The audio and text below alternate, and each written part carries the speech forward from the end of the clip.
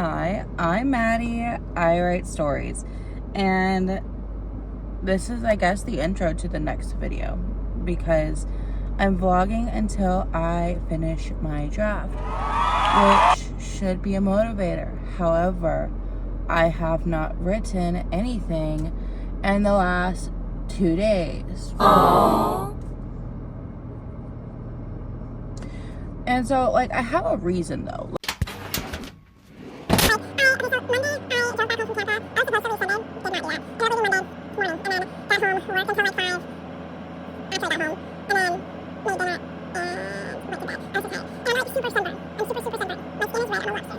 I'm a lobster, okay? And so, yesterday, I had full intentions of writing, but ended up on live on TikTok for like 2 hours. Not the point. Not the point at all. I do need to write. I need to write. Yeah. Wow. So that's what I'm gonna do the rest of this week.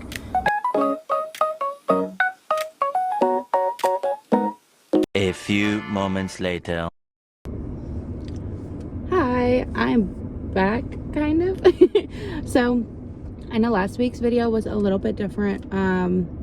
I can start talking more about industry issues like with AI or with different platforms for writing, if you guys like that. But regarding to actually writing, which is usually what I talk about, I got a lot done, like not yesterday, the day before, Sunday. I did like 3 30-minute sprints with thick, healthy girl breaks in between. And I got like 1,500 words written on Sunday. And then yesterday, on Monday, I got 472 words. Which, I mean, I'm not mad at it because I've been working all day and dealing with summer break. I'm a mama, so I have her with me all day because my in-laws are on this like work trip together, so no one to watch her, so she's at work with me all day. I can't get a lot done whenever she's with me, unfortunately. I mean, she's not a baby, she's 8, so like managing her what ifs and her energy is a lot when I'm also trying to work and then be creative all of the same breath. I can have like a more deep dive video onto like my life, really, if you guys are interested in that. But yeah, it's been a lot, and I'm so sorry about the lighting in here. It's not the best. I'm trying to get all of the elements together to build me like an actual office, so that is upcoming. I have the space for it. I just need a few more things before I can actually put it together, so that'll be exciting, and that'll be something that I show you guys whenever it does come. And I've been watching a lot of content on how to make these videos look a little bit better, mainly just for you guys. So I have been a busy girl, oh my goodness. But I'm at the gym now. It is 4:33 a.m. and which means it opens 3 minutes ago. I'm gonna get this done. I'm going to come home, do some editing, maybe write a little bit, and then I'll have to go to work, and then we'll just see where the day takes us. Also, if you wouldn't mind, okay, in the comments, let me know if you like these style of vlogs, or if you'd like me to do more in-depth, like day in a life of vlog, or if you would like me to talk about, like I said before, like the issues in the industry or my writing journey leading up to this Authortube type channel. Just let me know. You know, I am new at this whole like YouTube thing. I've mainly focused on short form content on TikTok, and I'm not really into Instagram like that, but mainly short form content on TikTok. Never really gotten into YouTube, but I've always thought about it. So if you have any suggestions on videos or requests per se, just put them in the comments and I will make it happen. All right, bye.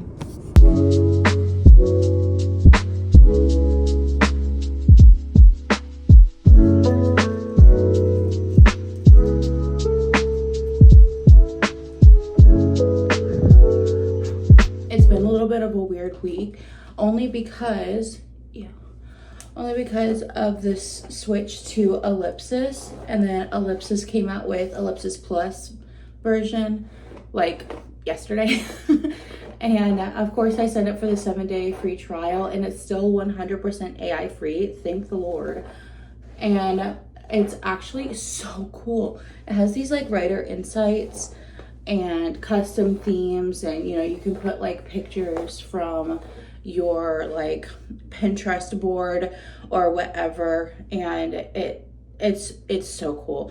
The writing insights alone is so valuable, and the fact that it's all information driven by a code locally sourced from your computer is so peak. Like, it's invaluable. And I know I'm gonna buy the premium version because out of all of the other writing platforms, this one just seems to be the one that I resonate the most with. I really love it. So yesterday I was toying around with that, and I have been really focused on just the creative process, because I've been stuck at chapter 7 for about like 4 or 5 days. But I did finish chapter 7 yesterday, thank the Lord. And then I have the heading for chapter 8. I kind of, because it's dual POV, I switch chapter header. Chapter 1 is for Eliana, my main female character, and then the second chapter is Darian, the main male character, and then they just kind of alternate chapters throughout the story. But then, funny enough, whenever I switched over to Ellipsis, I had to move all of my work over because I just wanted to get rid of Google Docs altogether. And I came across my other project that I wrote for NaNoWriMo last year. And it's a thriller. Either going to publish it under a different pen name, or I'm going to fantasize it, or the idea I have for the fantastical version of it will be a completely different book. But I really do like how it is as a thriller, like just a regular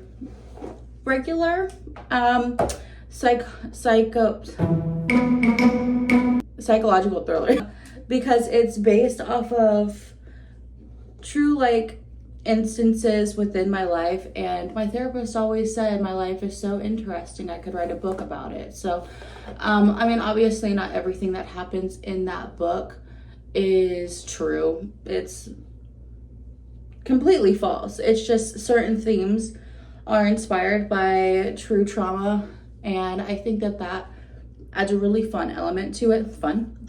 An interesting angle. Like, I would never write about such a sensitive topic if I had never experienced it myself. Yes, I'm not straightening my hair properly, okay? I'm just trying to get all the waves out of it. So, yeah, it's basically a psychological thriller about a girl who escapes a DV situation and is overcome by paranoia and PTSD and enters into a state of psychosis.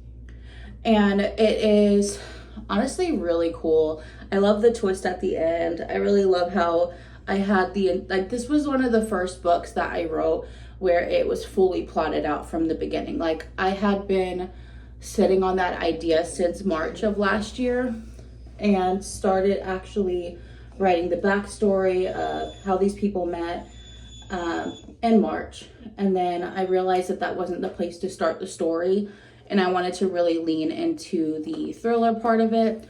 So the story starts with her leaving her DV situation and then follows her track into paranoia. And yeah, she does end up being like one of those like Lane Fargo, they never learn type characters. Yeah, so she turns into like one of those like female serial people toward the end, which is really fun. And it could, like, it has all of the bones to be like at least a duology, but it's going to be a standalone. I don't really see myself expanding on that. So my plan for publishing is a whole different like story. So if you want a video on my publishing plans, let me know and I'll do that. I do have, another big change this week, which is why I haven't gotten like a lot of writing done, is because I switched from Linktree to Card, because Linktree now uses AI for whatever reason. I will have it linked in my bio or in the description below. So if you ever want to check out my other avenues, or you can send me an email to my business email. So if you have any requests for videos, or if you have questions about my beta reading services, you can always just click that link in the bio. I don't do a whole lot of makeup, honestly. It's just not my vibe, because I'm not really good at makeup. I have this Maybelline eraser thing that I use under my eye, like not even like under my eye, just like right here, because I have really bad dark circles. I was trying to get to the point of saying that I ended up getting into reading and even writing a little bit into my thriller while I was moving everything over. And then also I saw all of my little short stories that I've written and started getting ideas about different short stories. So I started jotting down the ideas for the short stories for me to address later. And I mean, it's fine.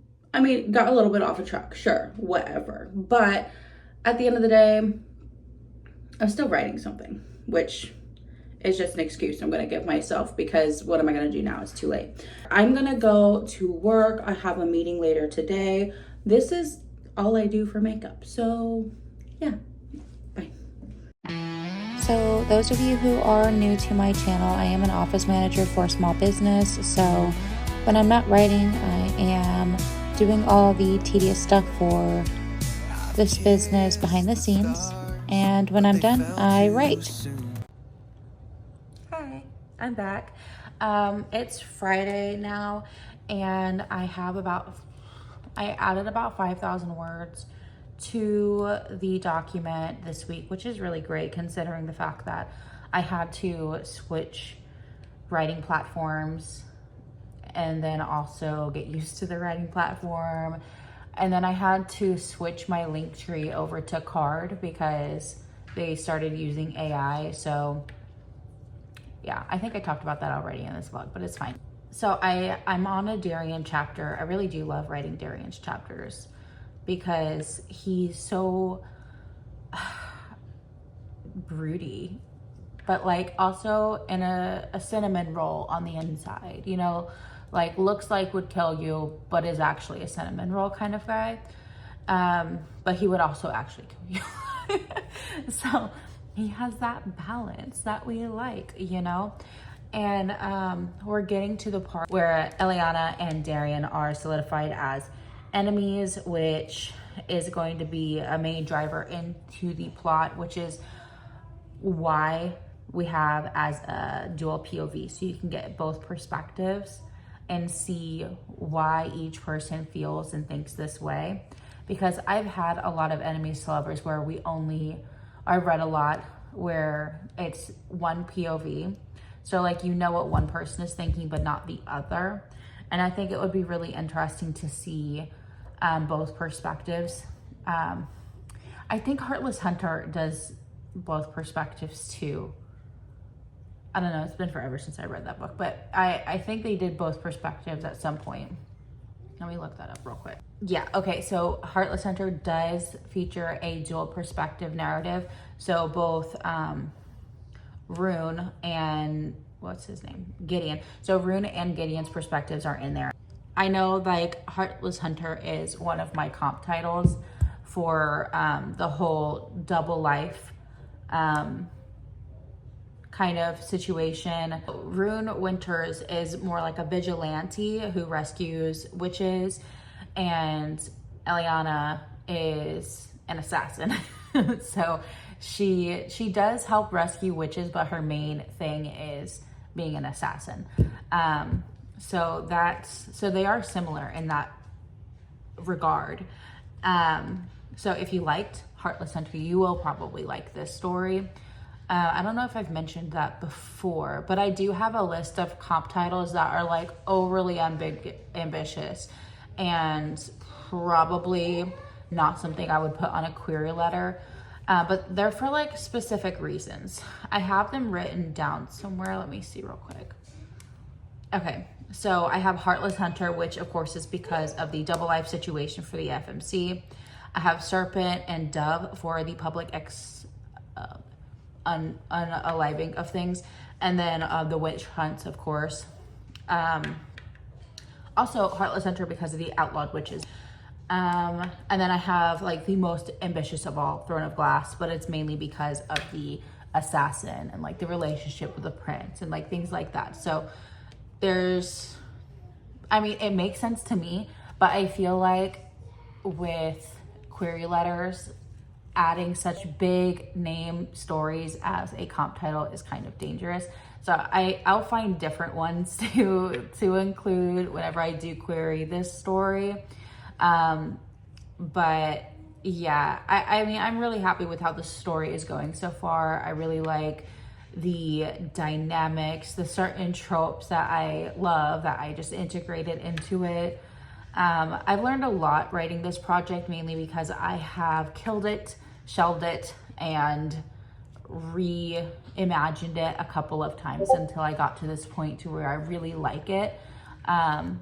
So that's why we're at the word count we're at, because it's a huge rewrite. But I'm really happy with it so far. So I will see you next week with another update. We're gonna call these the accountability vlogs or something of that nature. But yeah, I am gonna close the video out here, and I hope you have a great week.